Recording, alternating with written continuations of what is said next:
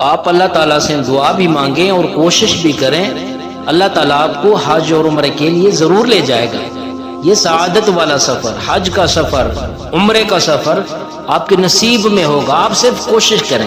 انسان جب کوشش کرتا ہے، دل کے اندر سچی تڑپ ہوتی ہے، اللہ اس کو لے جاتے ہیں۔ ساہیوال میں ایک عورت تھی جس نے 9 سال تک سلائی مشین پہ کپڑے سلائی کر کے، یوں سمجھیے کہ مزدوری کر کے 9 سال میں پیسے جمع کیے، خود بھی عمرہ کر کے آئی اور اپنے خاوند کو بھی عمرہ کرایا۔ اور بہت سارے دنیا میں ایسے لوگ بھی ہیں، مالدار ہیں۔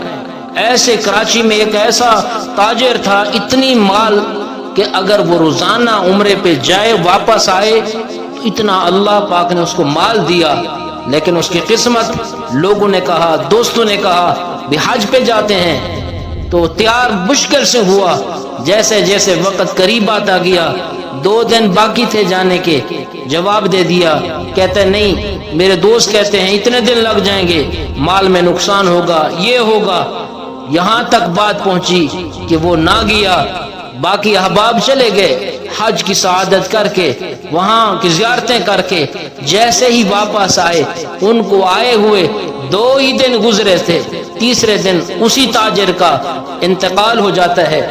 اگر یہ ان کے ساتھ جاتا اور وہاں سے پاک صاف ہو کے آتا، کیونکہ حج کرنے والا جب حج کرتا ہے وہ ایسے ہے جیسا کہ اس کی ماں نے اس کو آج ہی جنم دیا ہے، گناہوں سے پاک ہوتا اور اللہ کے سامنے سرخرو ہوتا، اس کی روح نکلتی اور اس کے لیے جنت کے دروازے کھول جاتے۔ لیکن کیا ہوا ہوگا اس کے ساتھ؟ اتنی بڑے عظیم سعادت سے وہ محروم رہا۔ اس لیے اپنے اندر طلب پیدا کریں، تڑپ پیدا کریں۔ حیدرآباد کا ایک سیٹ ہے، اس کو کہا کہ بھائی آپ عمرہ کر کے آئیں۔ وہ کہنے لگا میں جاتا تو ہوں، حج کر کے آئیں یا عمرہ کر کے آئیں؟ جی میں جاتا تو ہوں، لیکن وہاں ایسا نہ ہو کہ میں وہاں پر مر جاؤں، تو میں مر جاؤں گا، ایسا نہ ہو۔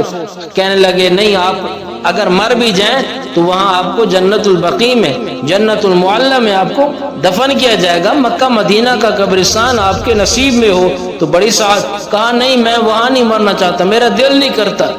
خیر وہاں گیا تو صحیح، لیکن وہاں جانے کے بعد اب ہوا کیا کہ جیسے ہی وہ بیت اللہ کے سامنے گیا، اس کی حالت تبدیل ہو گئی، طبیعت ناساز ہو گئی، یہاں تک کہ اس نے کہا مجھے واپس بلاؤ، واپس بھیجو۔ اس کو واپس بھیجا گیا تو اس کو وہاں ایک سجدے کی سعادت بھی نصیب نہ ہوئی، عمرہ بھی اس کو کیا ہے ونہا نصیب نہ ہوا۔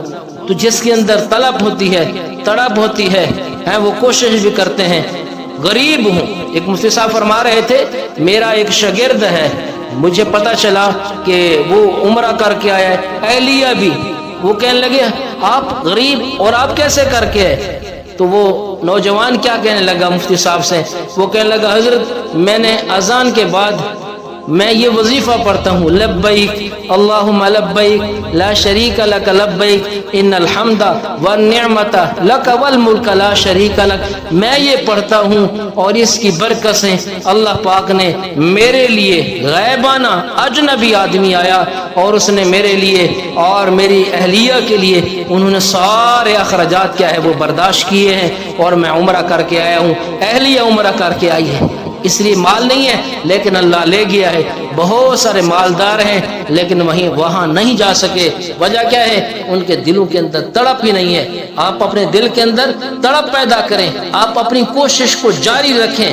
تھوڑے تھوڑے پیسے آپ شادی کے لیے تو جمع کرتے ہیں نا، اور بہت سارے ایسے لوگ بھی ہیں پلاٹ خریدنے کے لیے بھی پیسے جمع کرتے ہیں، اور کوئی گاڑی خریدنے کے لیے بھی پیسے جمع کرتے ہیں، کمیٹیاں ڈالتے ہیں۔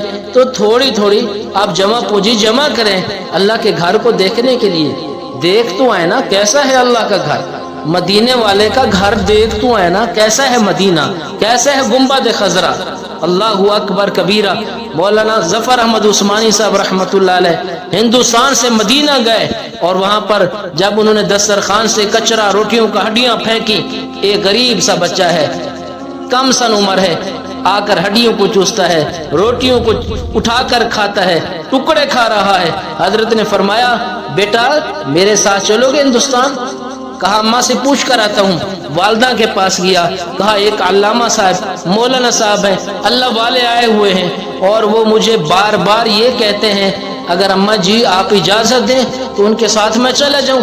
ماں نے کہا بیٹا چلے جاؤ، میں تو زندگی گزار لوں گی، تیرے ابا کا انتقال ہو گیا، کوئی بات نہیں آپ چلے جائیں۔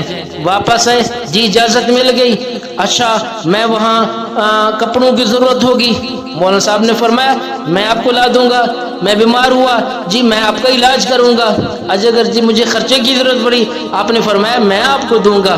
وہ کہنے لگا اچھا یہ فرمائیں وہاں یہ روزہ بھی ہوگا وہاں پر؟ اللہ اکبر۔ اللہ والے نے فرمایا یہ وہاں ہوتا تو ہم یہاں کیا کرنے کے لیے آتے، یہ وہاں نہیں ہے۔ اس نے ہاتھ جلدی چھڑوایا اور کہنے لگا مولانا صاحب میں یہاں ٹکڑے ہڈیاں کھا کے گزارا کر لوں گا، لیکن میں اپنے نبی کا شہر مدینہ اور گنبد خضرا سے دور نہیں جا سکتا۔ یہ محبت کی بات ہے، عشق کی بات ہے، اللہ ہمیں نصیب فرمائے۔